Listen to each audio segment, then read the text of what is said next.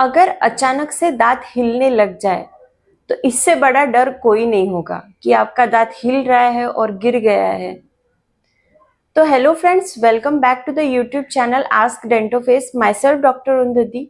और इस वीडियो में हम दांत क्यों हिलते हैं, इसके क्या लक्षण है, क्या कारण है, और अगर दांत हिल रहा है तो उसको बचाने के लिए क्या क्या क्या कर सकते हैं, क्या ट्रीटमेंट्स अवेलेबल है, ये सब चीजें इस वीडियो में हम डिटेल में शेयर करेंगे। तो वीडियो को आप एंड तक देखिए।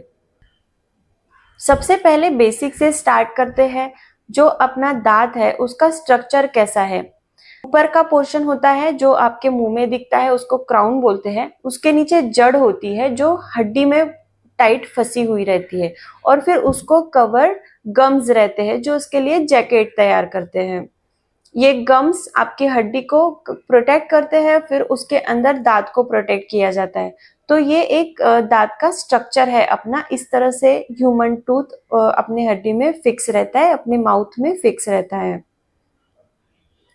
अब इसको इतना हड्डी का प्रोटेक्शन है, मसूड़े का प्रोटेक्शन है, तो ये दांत हिलता क्यों है?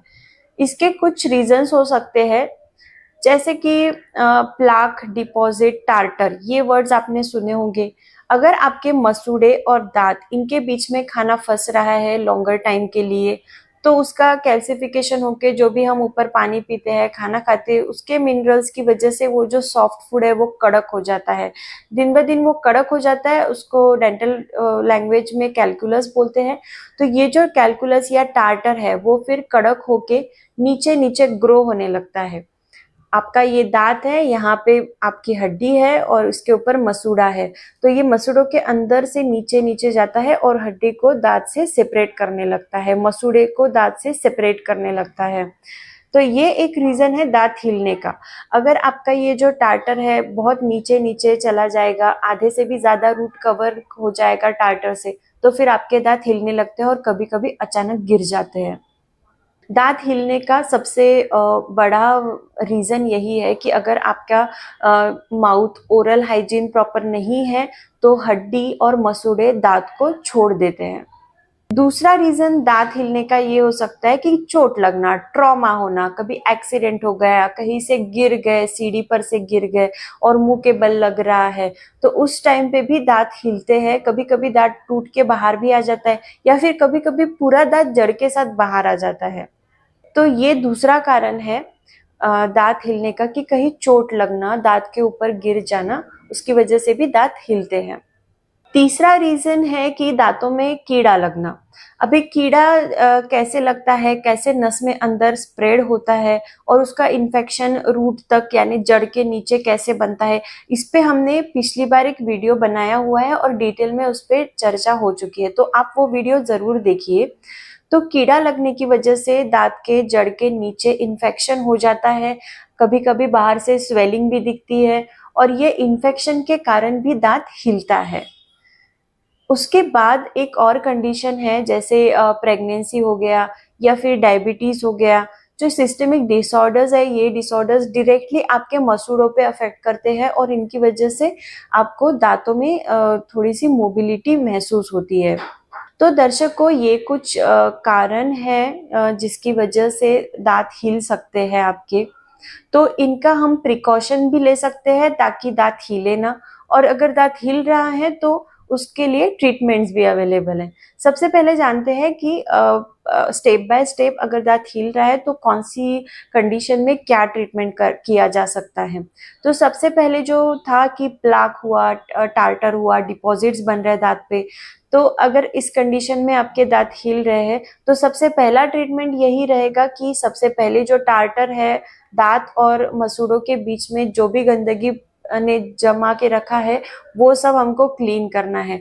वो एक बार क्लीन हो जाएगा तो फिर उसके बाद अगर बहुत ज्यादा कम दांत हिल रहा है, जिसे हम ग्रेड 1 मोबिलिटी कहते हैं, यानी कि अभी तक जो टार्टर है उसने रूट तक आधा गया नहीं है, तो ऐसी कंडीशन में सिर्फ टीथ क्लीनिंग से दांतों का हिलना, जो हल्का फुल्का हिल रहा था दांत, माइल्ड मोबिलिटी थी, वो अपने आप बंद हो जाती है, क्योंकि आपके जो मसूड़े हैं वो फिर से टाइटनिंग हो जाती है।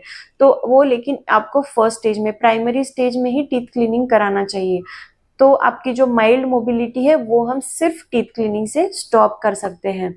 अगर टीथ क्लीनिंग से भी स्टॉप नहीं हो रही है, या फिर किसी किसी को लगता है कि दांत साफ करने के बाद हमारे दांत ज्यादा हिलने लगे हैं, तो वो एक्चुअली जो टार्टर या कैलकुलस जिसने दांतों को पकड़ के रखा था वो निकालने की वजह से दांतों का हिलना हमको ज्यादा महसूस होता है। पहले भी दांत हिल ही रहे थे, लेकिन वो टार्टर निकालने की वजह से दांतों का हिलना ज्यादा महसूस होता है। तो अगर दांत सेकेंड स्टेज में चले गए, बहुत ज्यादा हिल रहे हैं, तो उसके लिए भी एक प्रोटेक्टिव ट्रीटमेंट है, कंजर्वेटिव ट्रीटमेंट है, जिसे कहते हैं स्प्लिंट करना। यानी कि एक पतला तार दांतों के अंदर की साइड से सीमेंट के सहायता से फिक्स किया जाता है। वो दांतों को अंदर की साइड से एक दूसरे से अटैच कर देते हैं, ताकि पूरे दांत हिले ना, उनको थोड़ा स्टेबिलिटी मिले।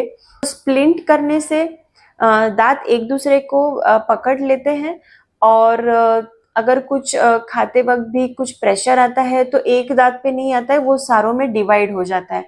इसकी वजह से दांतों का हिलना कम हो जाता है, दांत फिर से हल्के हल्के मजबूती में आ जाते हैं। अगर आप उनका जहाँ पे भी जिंजाइवल लॉस हुआ है, अगर गम्स नीचे सरक गए तो हल्के गम्स ऊपर आ सकते हैं, गम्स रिस्टोर हो सकते हैं कुछ कुछ परसेंटेज तक। थोड़ी मीडियम लेवल की मोबिलिटी है और हम उसको बचाना चाहते हैं, तो स्प्लिंट ये एक अच्छा ऑप्शन है। इससे भी हम दांतों का मोबिलिटी कम कर सकते हैं, और ये कम खर्चे वाला ट्रीटमेंट हो जाएगा। इसके बाद तीसरा ट्रीटमेंट है कि अगर बहुत ज़्यादा दांत हिल रहा है, या फिर कीड़ा लगने की वजह से दांत में इन्फेक्शन हो गया है, तो उस कंडीशन में हम रूट कनाल करके कैप लगा देते हैं दांतों पे। रूट कनाल करने की वजह से इन्फेक्शन अंदर का निकल जाएगा और दांत फॉर्म हो जाएगा। और रूट कनाल के ऊपर कैप क्यों लगाना ज़रूरी है, इस पे भी वीडियो बन चुका है, तो आप वो वीडियो रेफर कर लीजिए। अगर फ्रंट टीथ है वो बहुत ज़्यादा हिल रहे हैं, तो उनको भी रूट कनाल करके कैप डाला जाता है और उनको फर्म किया जाता है।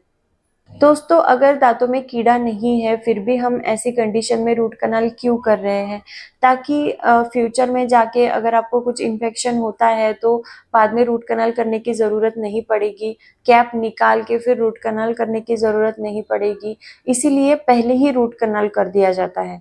और कैप लगाने के लिए जो अपना नेचुरल टूथ है उसको थोड़ा घिसना पड़ता है, थोड़ा छोटा करना पड़ता है।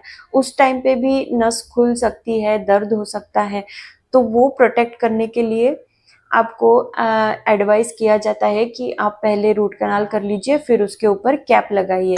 रूट कनाल और कैप का ट्रीटमेंट काफ़ी लॉन्ग टाइम तक चलता है, इसमें कुछ भी फिर प्रॉब्लम होता नहीं है, इसीलिए ये सेफ ट्रीटमेंट है और लॉन्ग लास्टिंग ट्रीटमेंट है।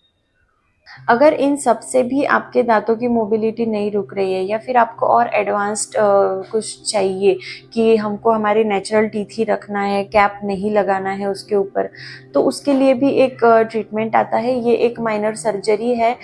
अभी जैसे मैंने स्टार्टिंग में ही आपको एक्सप्लेन किया था कि दांत हिलते हैं क्योंकि मसूड़े दांतों से सेपरेट हो जाते हैं, वहाँ का जो हड्डी है वो नीचे नीचे गलने लगता है, तो ये मेन रीज़न है दांत हिलने का। जो सर्जरी की जाती है उसमें मसूड़ों हटा के उसमें आर्टिफिशियल बोन डाला जाता है, और कुछ टाइम के बाद वो बोन नेचुरल बोन में फॉर्म होता है, नेचुरल बोन के साथ एक मिक्स हो जाता है, और फिर वो प्रॉपर दांतों को फिर से पकड़ लेते हैं। तो ये एक माइनर सर्जरी है, इसके भी कोई डिसएडवांटेजेस नहीं है। बहुत अच्छा प्रोसीजर है। कुछ दिनों का आपको डिस्कम्फर्ट रहेगा क्योंकि सूचर्स रहेंगे, टाके लगे हुए रहेंगे मुंह में, तो कुछ दिनों का डिस्कम्फर्ट रहेगा, लेकिन मेडिसिन रहेगी तो दर्द नहीं होता है, इसीलिए। लेकिन अगर कैप नहीं करना चाहते हो तो फिर आपके लिए सर्जरी ये एक बेस्ट ऑप्शन है, जिसमें आपके नेचुरल टूथ हम सेव कर सकते हैं।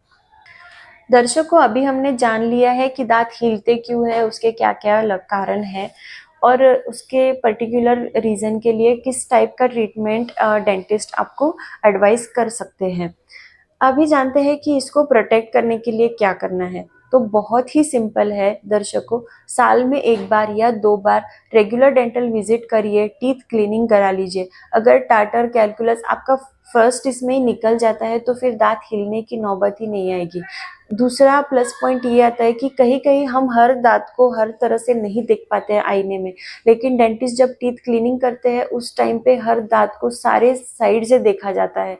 तो उसमें आपको अगर कहीं पे कीड़ा लगा हुआ होगा तो आपके डेंटिस्ट आपको तभी बता देंगे और आप फीलिंग करके रूट कनाल, कैप, ये चीज़ों से बच जाओगे और आपको दांत हिलने की समस्या भी नहीं होगी।